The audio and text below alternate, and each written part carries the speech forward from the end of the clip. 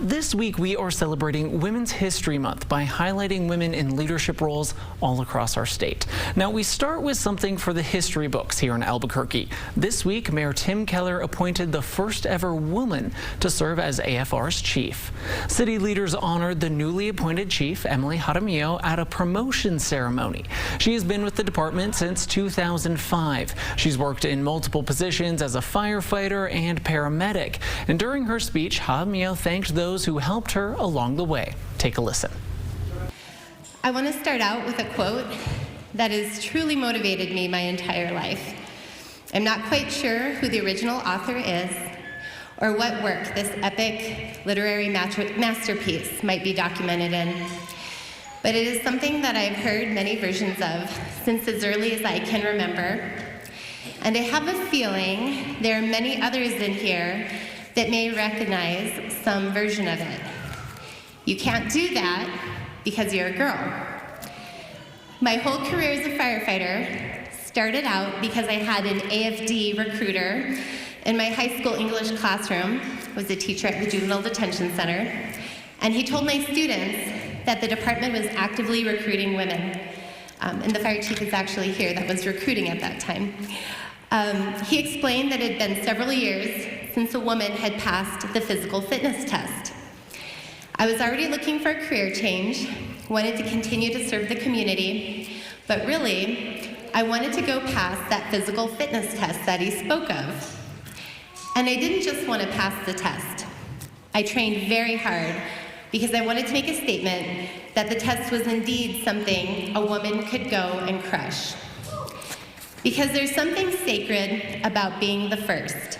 You have to then set forth to ensure that you are not the last.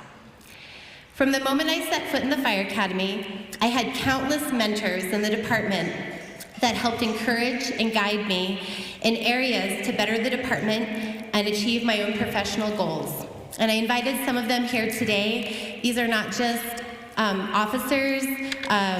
Firefighter Keith Quinones was one of my mentors at Station 1, and I wouldn't be here without the people that I've worked with in the past.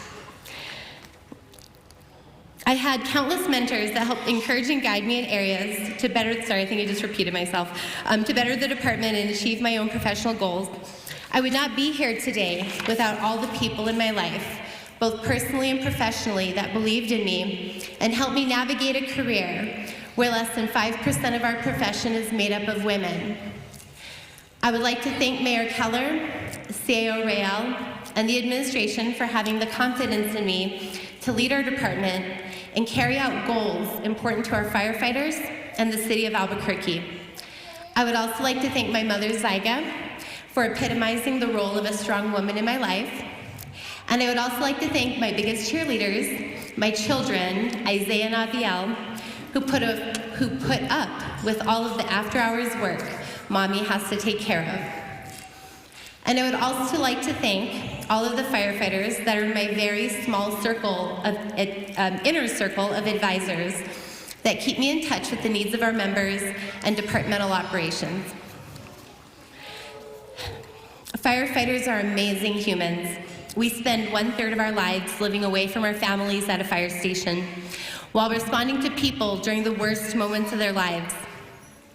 AFR firefighters provide cutting-edge emergency medical care and fire suppression services, as well as essential community support services through programs like ADAPT and HEART. And even with the ever-increasing demands on our department, we still maintain our ISO rating of 1, and last week received our accreditation from the Center for Public Safety Excellence. But what the public doesn't always see are the acts of compassion made by our members. They don't see our firefighters helping unsheltered people in the middle of a cold night when there are no services available, holding the hand of a grieving loved one that has just lost a family member as we deliver a death notification, caring for children until CYFD is available to get them away from a crime scene, or helping other city departments address problem properties to do our part to make the city safer. I could go on and on listing the amazing acts of compassion and empathy our firefighters carry out every day. As the next fire chief, I am committed to continuing to strive for excellence as a department without losing sight of compassion and the fundamentals of fire service. AFR has many challenges, and our administration will tackle these head-on. We will have a long-term plan and vision with achievable solutions to make our systems within AFR more sustainable. We will communicate and listen with intention, and above all, our administration will ensure that we are improving our services to the community while taking care of the needs of our boots on the ground.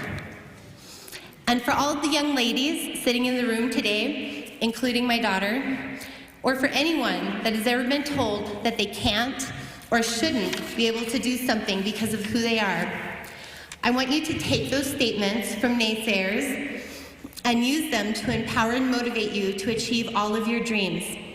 Mayor Keller, thank you from the bottom of my heart for this opportunity. Thank all of you for this opportunity to serve our city and firefighters. And to all of our firefighters, our administration looks forward to moving our department in a positive direction. Thank you to all of our firefighters and their families for being here today to recognize the hard work of our members getting promoted, as well as those being recognized for their service.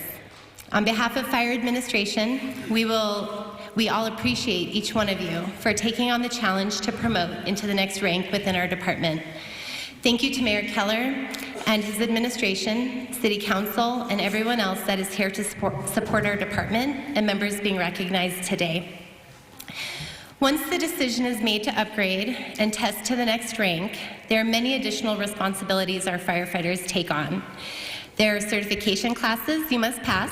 Once you're upgradable, you float across the city, sometimes multiple times in a shift, which I know many of you have had to do, to cover vacancies across the city.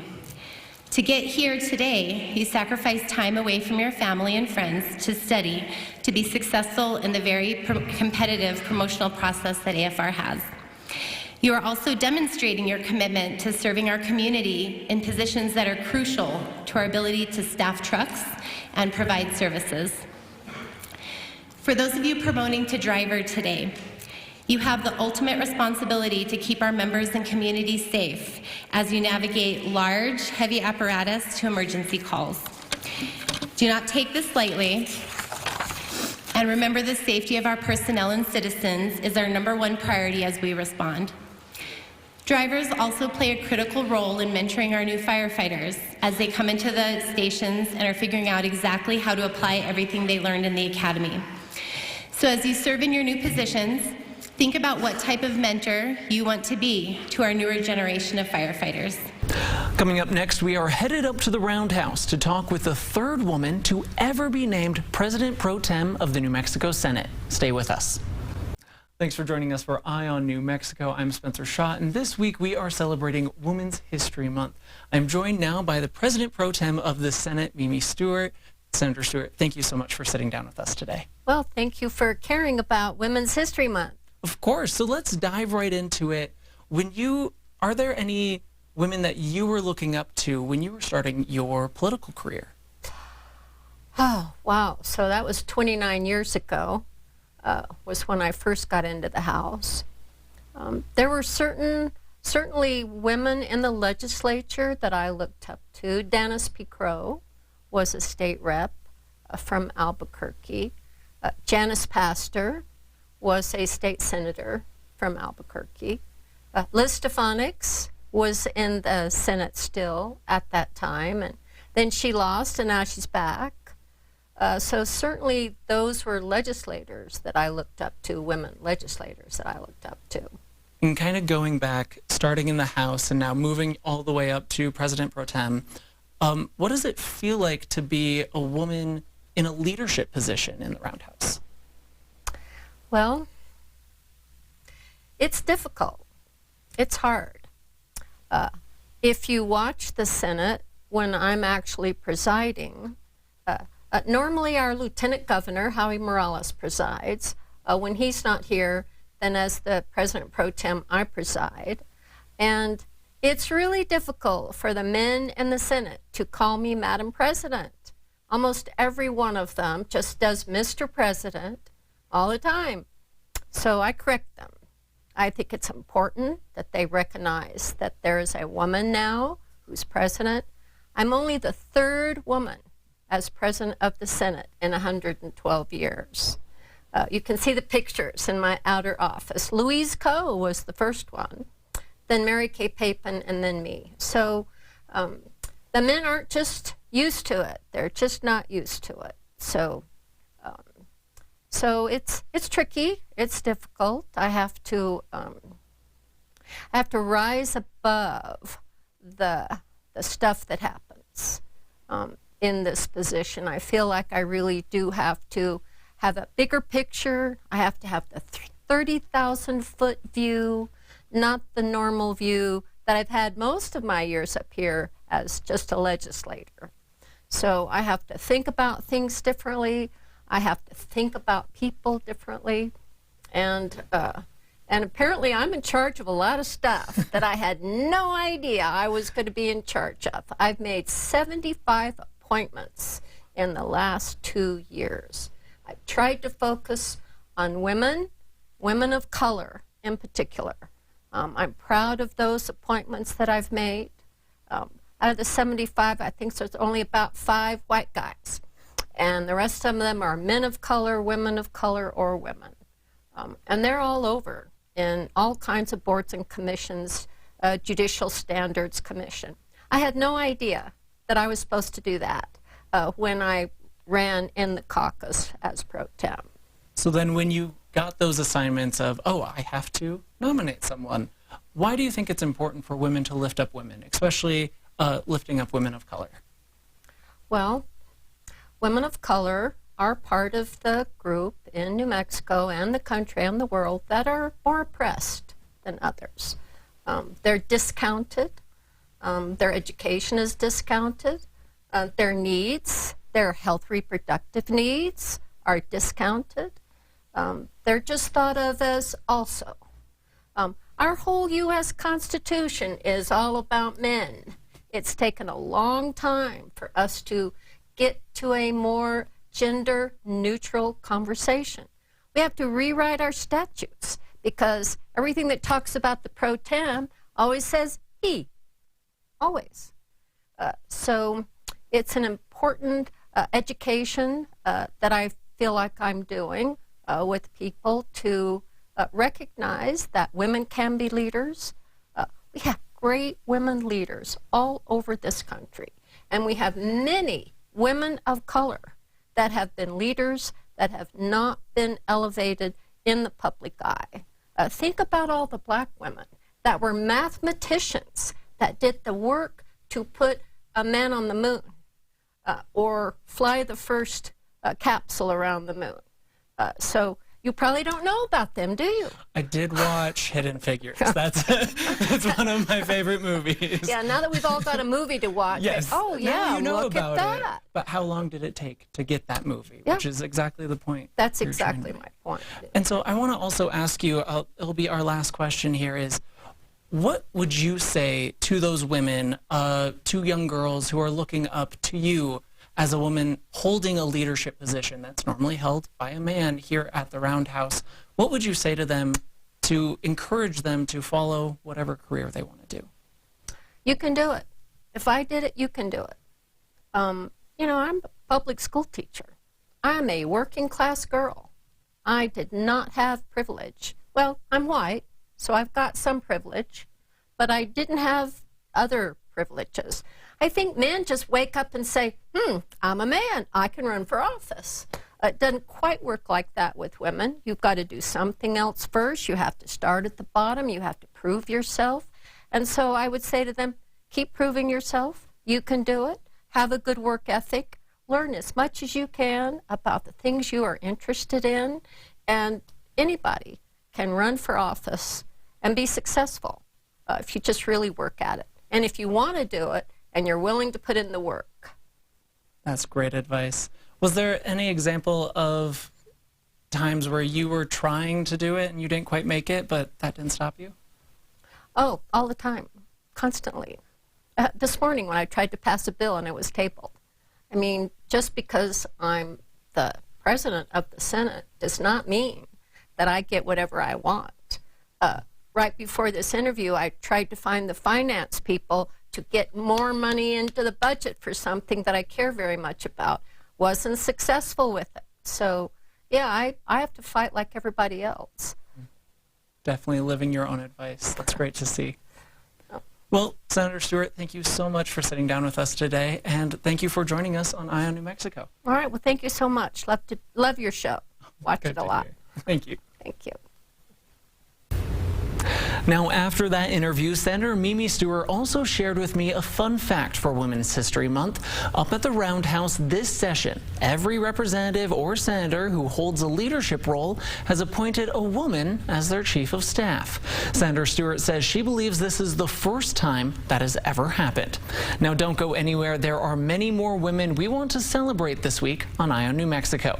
And we talk to folks from the nation's highest ranking agencies as they make an effort to hire more women. Welcome back to Eye on New Mexico. If you're just tuning in, we are celebrating Women's History Month, and there is an ongoing effort in the FBI to recruit more women. Danielle Tedesco sat down with local FBI agents this week to talk more about that effort. This morning's Eye on the FBI, which we have every month, and today we're talking about those career opportunities. So this morning we have Raul Bujanda, Special Agent in charge of the Albuquerque FBI office. Thanks for coming on. Oh, thanks for having us. And who did you bring? So I brought with us today, I brought Sarah and I brought Darlene. And they're going to tell you a little bit about what they do. They do very unique functions for the office and for the state of New Mexico. One actually runs our security program. And Sarah, and she's also native, by the way. Darlene is a native New Mexican, and Sarah, we're not native, but she works as cyber crimes, violent offenders, and she also runs our OpMed program. And so, Sarah, let's start with you, a special agent. I think a lot of people think, you know, of someone carrying a gun through a crime scene. What is your day-to-day like? Sometimes it is that. I do spend a lot of time interviewing people, a lot of time collecting evidence on crime scenes, a lot of times working with our partners in other law enforcement agencies, and then I spend a lot of time behind a desk as well, just writing paper and working with the U.S. Attorney's Office. And how did you get involved with the FBI? You know, I applied, I was working at the Pentagon, and I realized I wanted a job that was a little bit more active, and so I just started searching for opportunities, and this one seemed like a great one. More active than the Pentagon. That's incredible. Okay, Darlene, let's talk about your career, because it's more on the professional side. Yeah, so they like to equate security with protecting the FBI, where the special agents go out and protect the United States. Yeah. So we make sure we do background investigations of incoming employees. We make sure that the facilities are safe and up to code for holding classified material, and we make sure that our security officers are given the best opportunity possible. Yeah, and so how did you hear about the FBI? So I was born and raised in Little Vegas, Las Vegas, New Mexico, and never thought this was going to happen. It was a total pipe dream, but I ended up graduating with my degree of graphic design and marketing, which is not the normal field for law enforcement. But one day I just decided to take a look at the FBI jobs website, saw that there was an entry-level position available, and decided to take the job. So lucky enough. You've been growing and growing ever Absolutely. since. Been here 13 years. Wow. Congratulations. Yeah, thank you. That's awesome.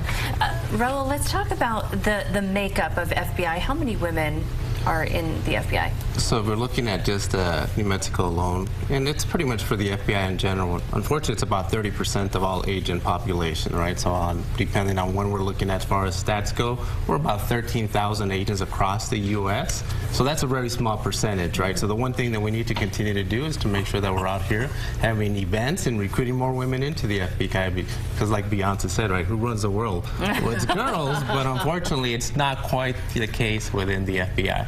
And I think that's even the case here in New Mexico, so please visit FBIjobs.gov and apply, because we need more women in the FBI. I played that song before the show today to get hyped, right? And so let's talk to the ladies one more time. What advice do you have for women who want to get involved, want to get into something like the FBI? I'm sure it can be very intimidating. I would say reach out. There are plenty of us that really want to talk, and we're excited about our careers. We want to get out there. We want to recruit. If there are things that you think are holding you back, find ways to work through those things, whether that's the fitness, whether that's the education level, the work experience. It can be done, and it's a great reward at the end. And I would add to that hard skills and soft skills. You have your degree, which is great to get you in the door, but you really need to work on teamwork, your tenacity. You're going to be dealing with a lot of serious topics here, so you want to make sure that you are strong enough to handle really difficult situations. Well, Sarah, Darlene, Raul, thank you so much for the work that you do for our community. We really appreciate it. And we're going to put all this information on KOB.com. If you want to get involved, do it. But you don't need to be a federal agent to make a difference in the lives of women in your community. Next, Diana Castillo introduces us to one woman taking her passion and turning it into opportunities for others. Doing nails might have started as a hobby for Priscilla Smith, but it soon became much more than that. It quite literally saved my life. It helped her overcome her own struggles that stemmed from a difficult past. So much so, 7 years ago, she became a business owner, opening her own salon, Pasho Nail and Beauty Bar. That's when she realized the beauty industry can be a life-saving tool for others, too. Oh, I believe that if you give a girl a chance, she can change the world. So she turned her passion into a mission, working to give many girls that chance, especially women escaping abuse, homelessness, and sex trafficking. She created Passion Story, a registered nonprofit salon. And first we put them through beauty school. We have a scholarship fund that we're raising money for. And so we put them in through beauty school. Along the way, they'll have access to counselors and therapists that would guide them through that. After they graduate, they would then come and work at Passion Story Salon for 12 months. During those 12 months, women will get real experience in the industry, making it easier to land a job after. In the end, this is meant to develop more than just careers for these women. We create people, and I think if you give a woman an opportunity to elevate her home, that concept and that self-worth is going to then flow to her children. And that's how you change generations. Diana, all month long, I'll just talk again. 3, 2, 1. All month long, Diana has been looking into businesses owned by women to help other women. Now, earlier this month, she stopped by Key and Molly Textiles. They create and design unique artisan products, but the work they do is for a very specific group of women. Each design you see here is not a product of any machine.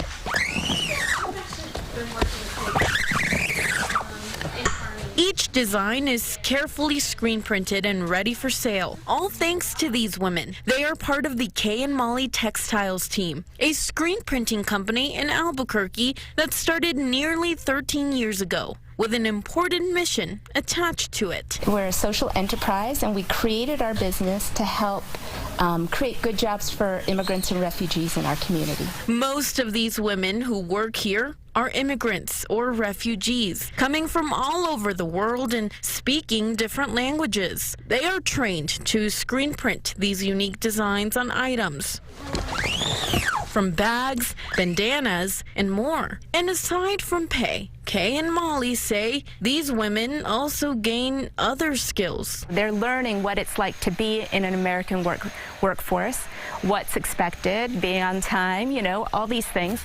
But then they also learn friendship here, and I think that's been really important. We support each other through thick and thin. Kay and Molly have worked with immigrants and refugees long before they opened their business, and they have seen the struggles that these women often face on a day-to-day. And in some cases, women have been through trauma, and I think for them it's nice to be in a safe place where they feel supported. Kay and Molly say they hope to keep providing a safe space for these women and many more in the future. These products are sold at their store on Up Hill, as well as more than 500 retailers across the country. It's great work they're doing. Well, thanks for watching Eye on New Mexico, and remember, we'll be back next weekend with another episode.